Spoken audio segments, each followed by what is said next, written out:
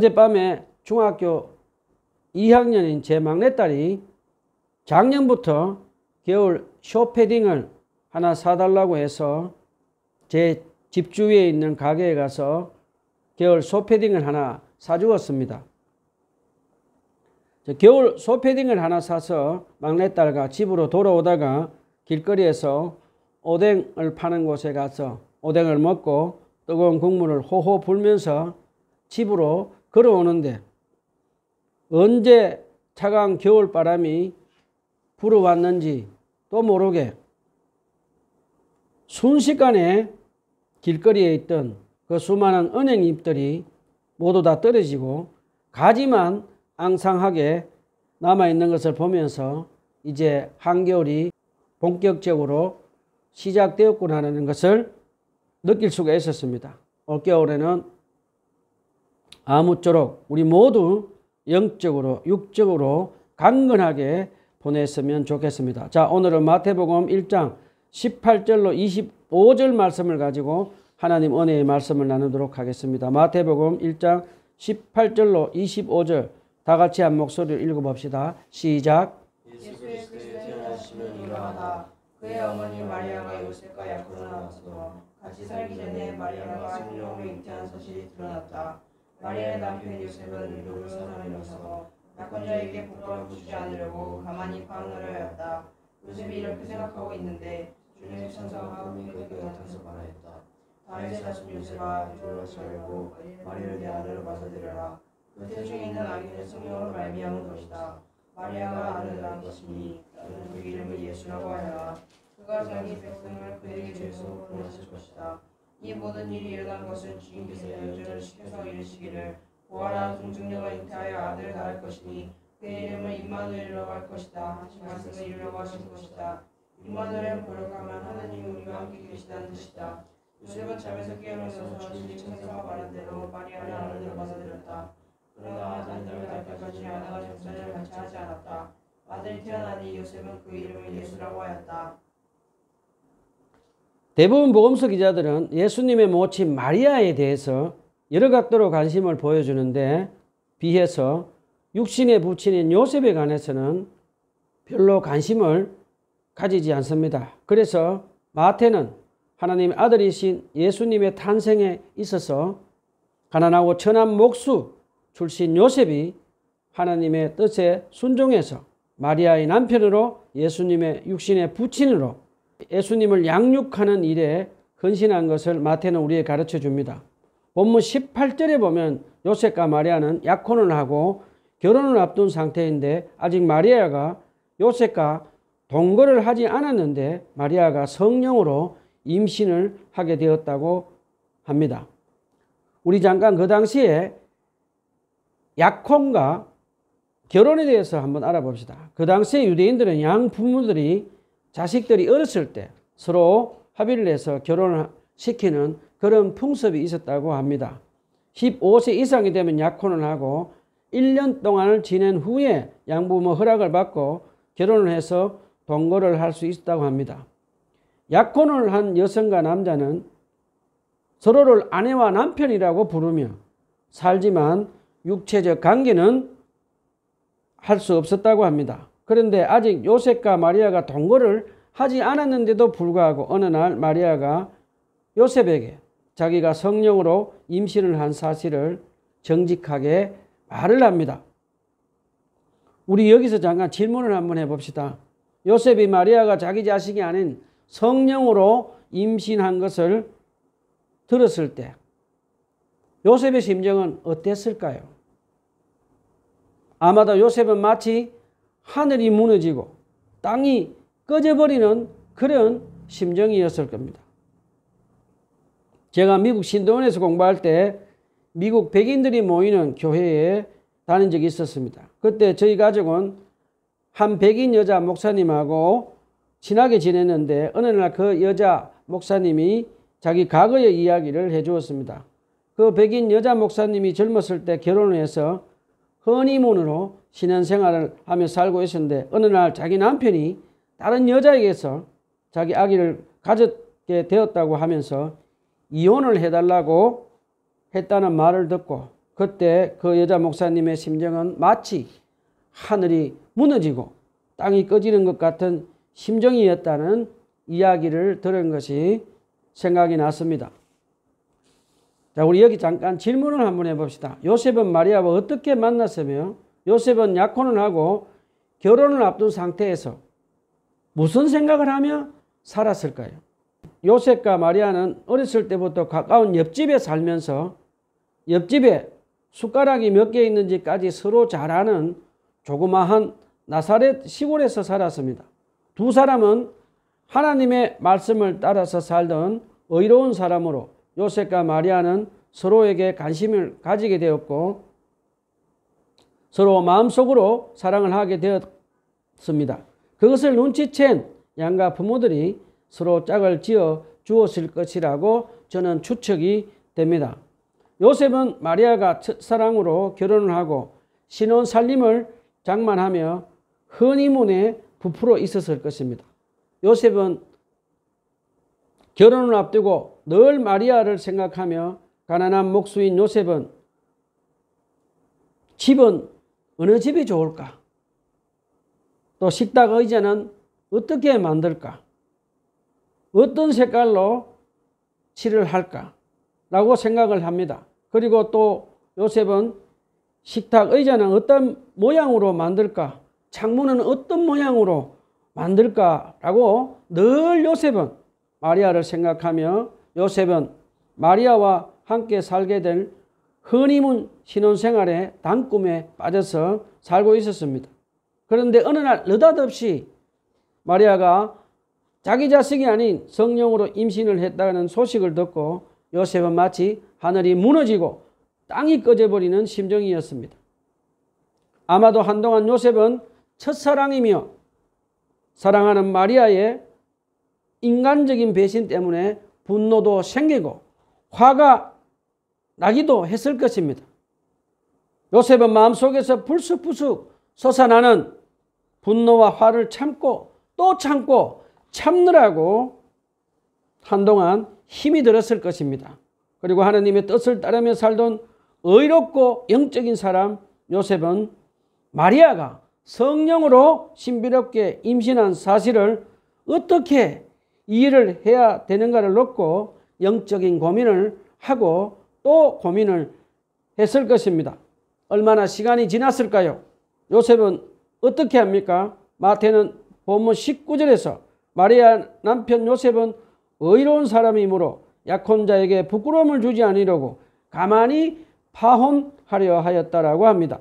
하나님의 말씀을 따르고 순종하는 의로운 사람 요셉은 신명기 22장 20절로 24절에 기록된 율법대로 사람들에게 마리아의 행실을 알려서 사람들에게 고발해서 율법대로 돌로 쳐 죽이는 일을 하지 않습니다. 요셉은 사람들에게 알려서 율법의 칼날을 휘둘러서 마리아를 수치스럽게 하지 않고 그 대신 의로운 사람 요셉은 율법의 핵심인 사랑으로 마리아의 죄를 덮어주고 용서하는 것으로 결론을 냅니다.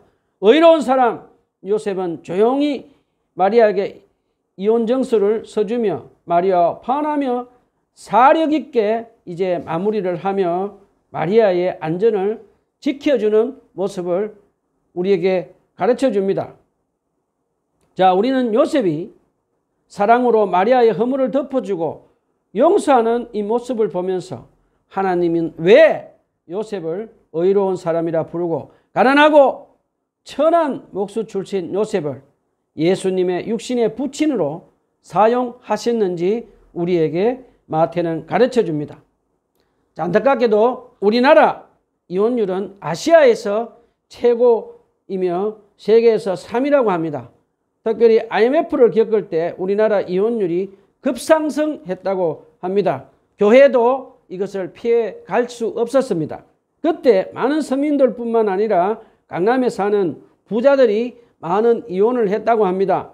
IMF 때 강남 부자 부부들이 이혼을 하게 된 첫 번째 이유는 대부분 대기업에서 일을 하다가 구조조정을 당해서 백수가 된 대기업 출신 남편들이 집에 있으면서 부인들이 삼시세끼 밥을 차리는 삼식일을 감당하는 일이 힘이 들어서 이혼했다고 합니다.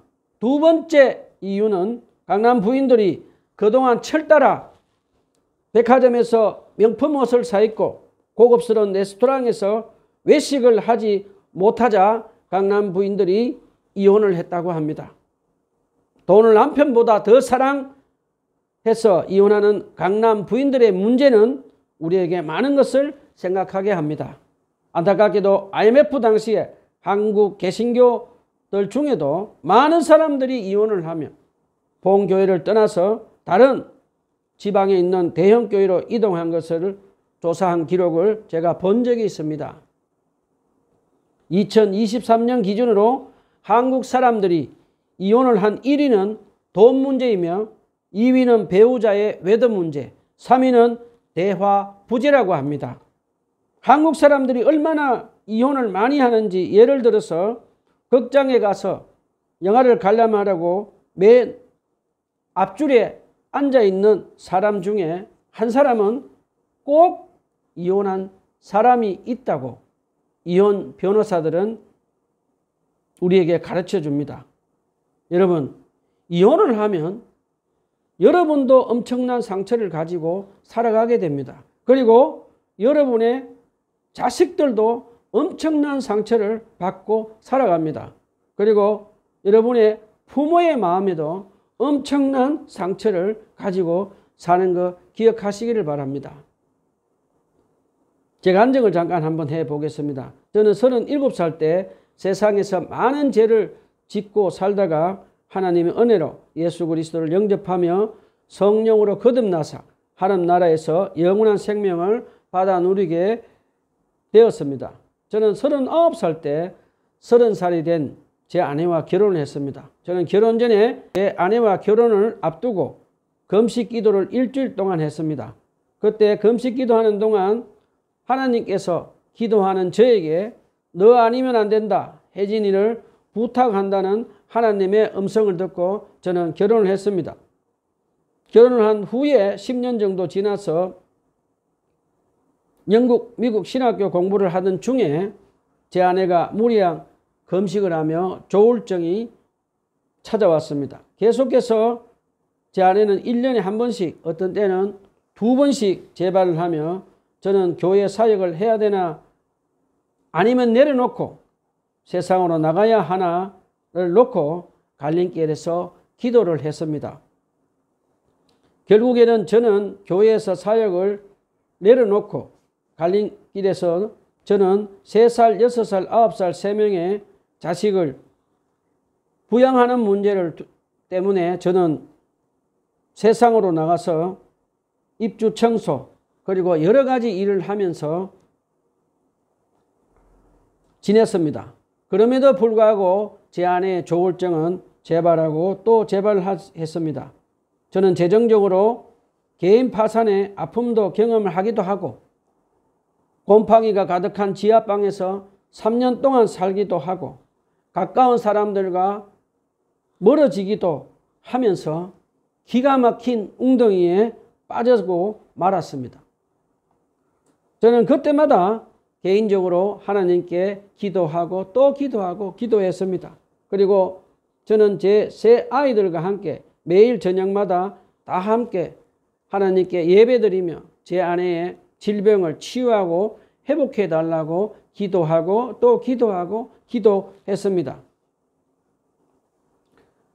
그럼에도 불구하고 제 아내는 조울증이 계속해서 재발하는 것을 보고 저는 어느 날 하나님께 제 아내를 두고 제가 어떻게 해야 되는지를 놓고 하나님께 기도를 했습니다. 그때 하나님은 결혼 전에 하나님이 저에게 너 아니면 안 된다, 혜진이를 부탁한다는 하나님의 그 음성을 떠오르게 해 주셨습니다. 그래서 저는 주위에서 제 아내와 이혼을 하라는 말을 거절하고 예수 그리스도의 사랑으로 제 아내를 사랑하며 하나님 뜻에 순종하며 살아가고 있습니다. 하나님께서는 3년 전에 지하방에서 저에게 일하면서 알게 된 사람들에게 고난 중에 있는 사람들에게 하나님 나라의 복음을 전하라고 명령을 하셔서 저는 하나님 말씀에 순종해서 하나님 나라의 복음을 전하며 살고 있습니다. 하나님의 은혜로 큰딸 누는 제 경제적인 열악함에도 불구하고 미국 대학에서 장학금을 받고 간호사 공부를 하게 하셨습니다. 그리고 둘째 사무엘과 중학교 2학년 막내 평안은 기타와 피아노로 찬양을 인도하며 작은 교회를 섬기며 저는 3명의 아이들과 제 아내와 저는 하나님 나라의 복음을 전하며 예수 그리스도의 사랑 안에서 기쁘게 살아가고 있습니다. 우리 여기서 잠깐 질문을 한번 해봅시다. 여러분은 부부 사이에 문제가 발생하면 법적으로 해결하려고 하십니까? 아니면 그리스도의 사랑으로 배우자의 허다한 죄를 덮어주고 용서하려고 기도하며 살아가고 있습니까? 스스로 질문을 한번 해보시기를 바랍니다. 저와 여러분은 예수 그리스도의 십자가에 대속하신 사랑으로 허다한 우리 죄를 용서받은 죄인인 것을 잊지 말고 그리스도의 십자가의 사랑으로 배우자의 허물을 덮어주고 용서하며 살아가면 좋겠습니다. 자, 우리 다시 본문으로 돌아갑시다. 본문 20절에 보면 율법을 따라 살던 의로운 사람 요셉은 사랑과 자비를 베풀어 마리아를 용서하고 성령으로 임신한 마리아의 문제를 조용히 해결하고 앞으로 살아갈 문제를 놓고 한동안 두려워하고 있었습니다. 그때 잠을 자던 요셉에게 하나님은 천사를 보내서 꿈을 통해서 하나님의 계시의 말씀과 뜻을 전달합니다. 하나님은 요셉의 꿈을 통해서 천사를 보내서 마리아가 성령으로 기적적으로 임신한 것을 믿고 마리아를 아내로 맞아들이라고 말씀하십니다. 계속해서 하나님은 천사를 통해서 본문 21절에 마리아가 낳을 아기는 온 세상 죄에서 구원하실 것이라고 하면서 하나님은 요셉에게 인간으로 오신 아기 예수님의 육신의 부처로 임명하시고 아기 예수님의 이름을 예수라고 짓게 하는 큰 은혜를 베푸십니다. 그리고 본문 22절에서 하나님은 천사를 통해서 계속해서 온 세상 죄를 구원하러 오신 예수님은 성경에서 많은 예언자들이 통해서 예언된 것과 특별히 이사야서 선지자를 통해서 예언된 임마누엘 하나님으로 우리가 함께 해주시는 분이시라고 가르쳐 줍니다. God with us, 임마누엘의 뜻입니다. 여러분은 임마누엘 되시는 주님을 생각하면 어떤 생각이 드십니까? 저는 개인적으로 나의 죄를 대속해서 십자가에서 죽으시고 부활해서 임마누엘 예수님께서는 지금도 과거에도 제가 가난할 때도 병을 앓을 때도 사람들과 깨어진 관계에 있을 때도 슬플 때도 기쁠 때도 변함없이 저와 함께 해주시는 임마누엘 나의 구주 예수님을 생각할 때마다 저는 제 마음속에 하늘로부터 오는 평안한 마음이 가득 차는 것을 느낄 수가 있습니다. 자, 잠을 자면서 꿈을 통해서 천사를 통해서 하나님의 계시의 말씀을 들은 의로우며 영적인 사람 요셉은 이제 마리아가 성령 하나님의 기적으로 하나님의 아들을 임신한 사실을 하나님의 은혜로 요셉은 믿게 됩니다.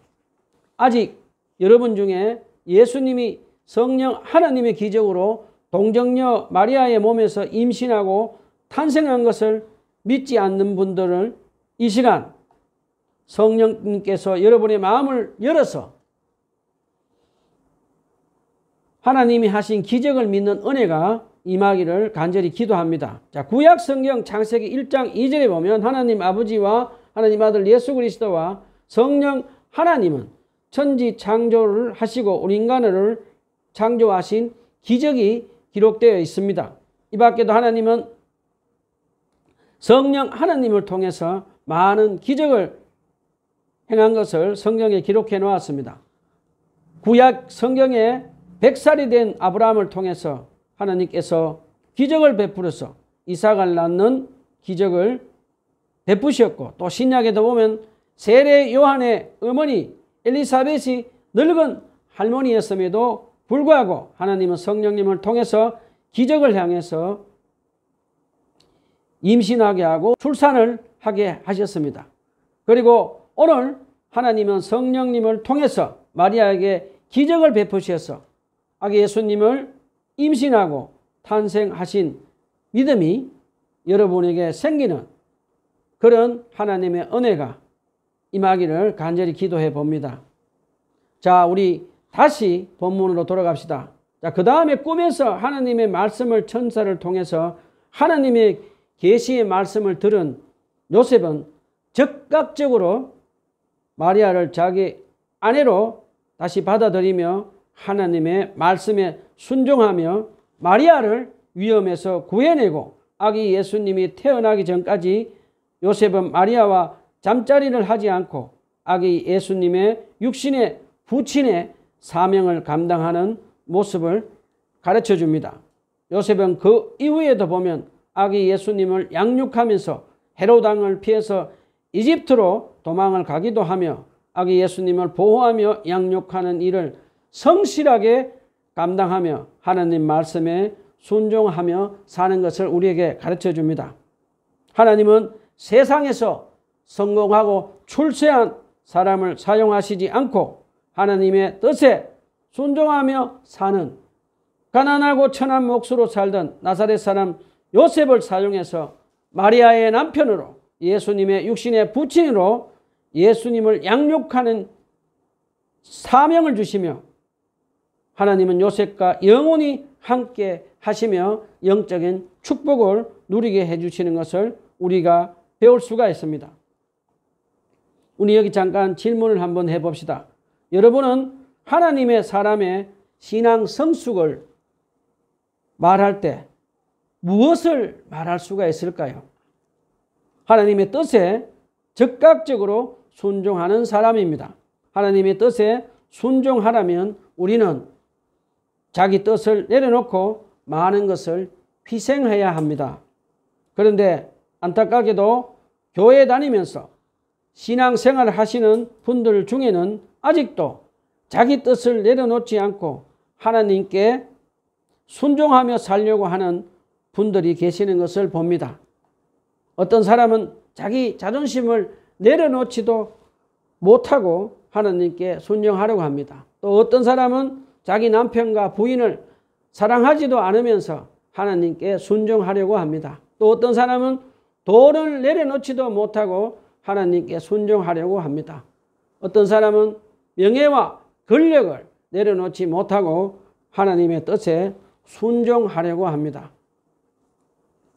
그런데 우리가 잘 아는 대로 우리는 우리 뜻을 내려놓지 않으니 하나님께 절대로 순종할 수 없다는 것 잊지 말기를 바랍니다. 사무엘서에도 보면 하나님이 순종이 제사보다 낫다라고 말씀을 하십니다. 하나님의 뜻에 순종하는 것도 어릴 때부터 훈련을 받아야 합니다. 저는 제 자식들을 사랑하며 하나님의 말씀을 가르치며 살며 특별히 제 자식들에게 부모의 말씀에 순종하지 않으면 하나님의 뜻에 순종할 수 없다라고 지금 가르치고 있습니다. 우리가 하나님께 순종하는 훈련을 어렸을 때도 받고 이제는 우리가 어른이 되었어도 성인이 되었어도 교회 목사님을 통해서도 우리가 하나님께 순종하는 훈련을 계속 해야 됩니다. 요즘 한국 교회 목사님들 중에 인격도 되지 않은 분들이 돈만 밝히는 사꾼 목사님들이 많이 있어서 목사님께 순종하자라는 말을 하면 사람들이 듣기가 불편합니다. 그렇지만 사꾼 목사들은 하나님께 심판을 맡깁시다. 그 반대로 성도들을 사랑하고 인격을 갖춘 목사님들에게는 우리가 그분들의 건의와 가르침에 순종하며 영적으로 성숙해져 가기를 간절히 부탁을 드립니다. 사랑하는 형제 자매 여러분, 우리가 우리 뜻을 내려놓고 하나님의 뜻에 순종한 요셉처럼 살아가면 하나님께서는 우리와 영원히 함께 해주시는 영적인 복을 받는 것을 기억합시다. 말씀을 정리합시다. 저와 여러분은 예수 그리스도의 사랑으로 남편과 아내를 사랑하며 우리 남편과 아내들의 허물을 덮어주고 용서하며 살아갑시다. 그리고 내 뜻을 내려놓고 하나님 뜻에 순종하며 살도록 성령님의 도우심으로 기도하고 또 기도하고 기도해서 하나님의 뜻에 순종해서 하나님과 영원히 함께하는 영적인 축복을 받아 누린 요셉처럼 사는 우리 모두가 되었으면 좋겠습니다. 기도합시다.